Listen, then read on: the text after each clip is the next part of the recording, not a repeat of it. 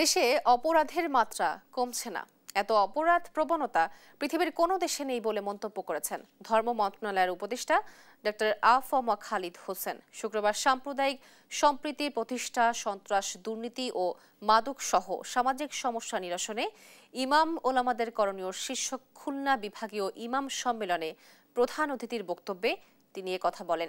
ধর্মোপদেষ্টা বলেন, সব মসজিদের সভাপতি হবে প্রশাসনের কর্মকর্তারা। ইমামদের নিয়োগ বা বরখাস্ত হতে হবে সরকারের প্রদত্ত নীতিমালা অনুযায়ী। এছাড়াও জনবান্ধব বিষয়গুলো নিয়ে কথা বলার জন্য ইমামদের প্রতি আহ্বান জানান তিনি। সভা শেষে নগরীর নূরনগরে অবস্থিত মেট্রোপলিটন মডেল মসজিদ ও ইসলামিক সাংস্কৃতিক কেন্দ্র উদ্বোধন ঘোষণা করেন তিনি। সনাতন ধর্মের অনুসারী ছেলে মেয়ে, স্টুডেন্ট যারা অর্থের অভাবে বই কিনতে পারে না, একটা ভালো জামা গায়ে দিতে পারে না, ভালো স্যান্ডেল পরতে পারে না, আমরা কল্যাণ ট্রাস্ট থেকে এবং আমার মন্ত্রণালয় থেকে তাদেরকে আর্থিক এককালীন বৃত্তি হিসাবে অনুদান দেব।